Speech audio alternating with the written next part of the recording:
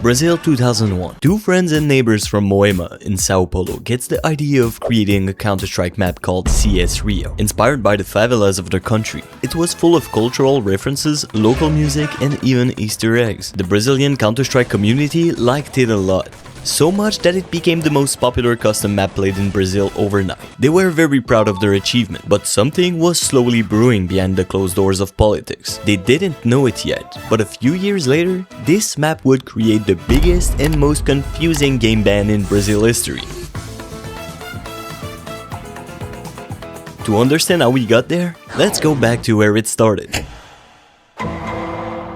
At a time where generic custom maps were everywhere, CS Rio design identity was very calculated in details and immersive in the cultural beauty and tensions of the favelas. Instead of bland open space, you had a football court. Funk and samba music was constantly playing on certain parts of the map, and the narrow corridors of a favela fitted well with the tactic gameplay of Counter-Strike. Compared to Nook at the time, it didn't have as many details. CS Rio was a breath of fresh air for players around the world, and especially for Brazilian Counter-Strike scene, who liked it so much that illegal vendors started selling the map on discs on the street. Yes, it was that big. They were so invested in the details that even the context of the fight needed to be changed. It wasn't CT versus T anymore. They changed it to police versus gang members. And what were they fighting for? From one of the official links to download the map, you can read, drug dealers took 3 UN's representatives who were in Rio to analyze the necessity of an international intervention on the traffic situation in Brazil. Counter-terrorists rescue the UN representative at any cost. And the job of the terrorists is don't let the police rescue the hostages. You need them to blackmail the government. Local gamers loved the context and the immersive experience of CS Rio, but some people didn't. In fact, when you simulate the United Nations in the context of hostages, you can very easily get on the bad sides of politics. And Brazil politics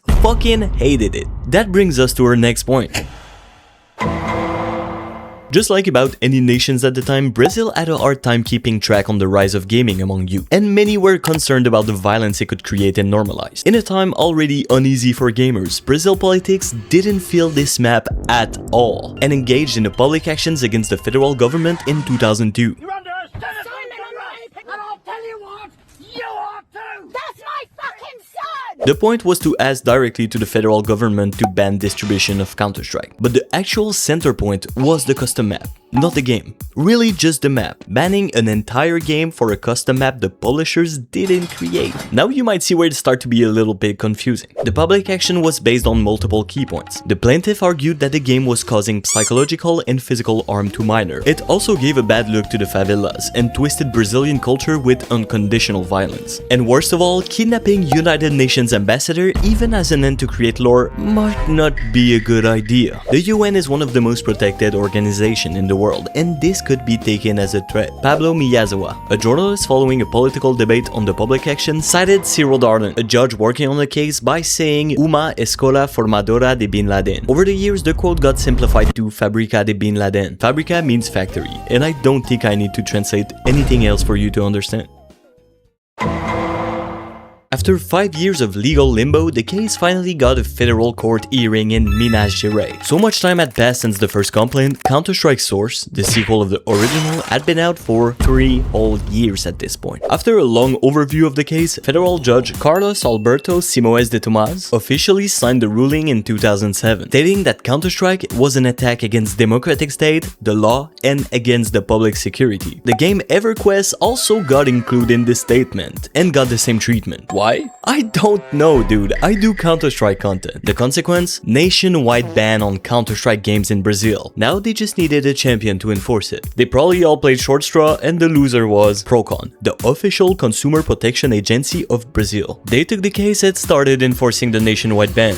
To some degree. Because, as I said earlier, it became confusing very quickly, and a nationwide ban was easier said than done. Let's do a little bit of geography to understand that one. Brazil is divided into 26 states and 1 federal district, for a total of 27. Each state got its own very unique version of Procon, with different administration, priorities, and culture. And so it means asking 27 times to different people, how much do you care about this ban? And you will soon see it is not that much. With the documentation I'm working with, 24 states didn't document document a single line about the nationwide ban, which probably mean they didn't care at all and ghosted the demand. And that includes the official federal district and also Minas Gerais, who apparently didn't care about the federal court of Minas Gerais.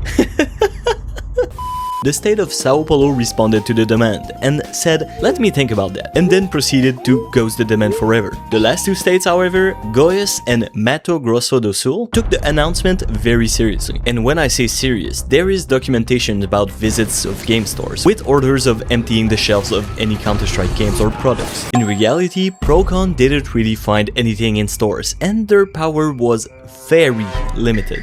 And it's because of a very funny reason. You see, the final judgment was very clear with its demand. Stop selling books, magazines, CDs, and tapes related to Counter-Strike. Only physical products were concerned. So buying games online wasn't a problem at all concerning the nationwide ban. Steam was already a well-established distributor online, and ProCon didn't have any reach to contest sellings of a US company. And so, even with multiple visits to game stores, they never really found anything. If people weren't buying online, they were playing at the nearest gaming cafe. And again, if you already bought the game, even physically, it didn't matter to the demand, because the ban order was so messy it didn't talk a single time about physical copies already bought. So after a few months, ProCon tactics changed. Everyone was shaking in fear as ProCon was cooking up its next plan. And then it finally came out. The new plan was to guilt trip the public. They kinda just said, "We really can't do much, so it is up to you or your parents to decide about the morality of playing Counter-Strike." If that was me, I would be like, no,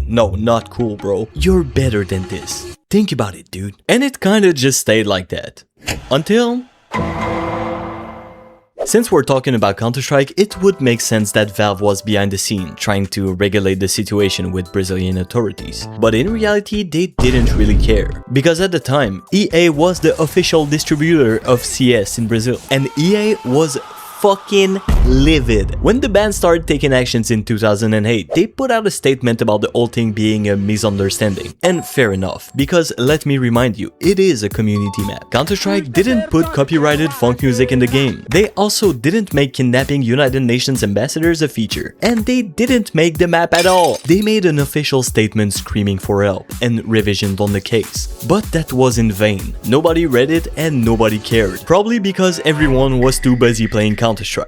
This story is so funny and confusing, it feels like nobody cared at any point of the process. The players didn't care, the cafes and stores didn't care too, ProCon in most states didn't care at all, not even enough to answer the demand. And the judge who passed the ruling most certainly didn't care also, because his own state ghosted the ban.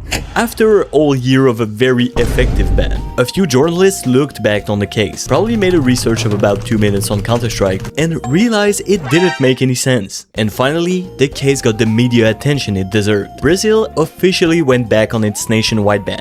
The new ruling got officialized in the court of the Federal District of Brazil, which is very funny since they completely ghosted the ban and didn't enforce it in the first place. One of the news outlets responsible for publishing the article tried to get in contact with the judge after the ban was lifted. An interview with Mr. Carlos Alberto Simoes de Tomás himself. When they called, the administration of Minas Gerais told the press outlet he was on vacation and was unavailable.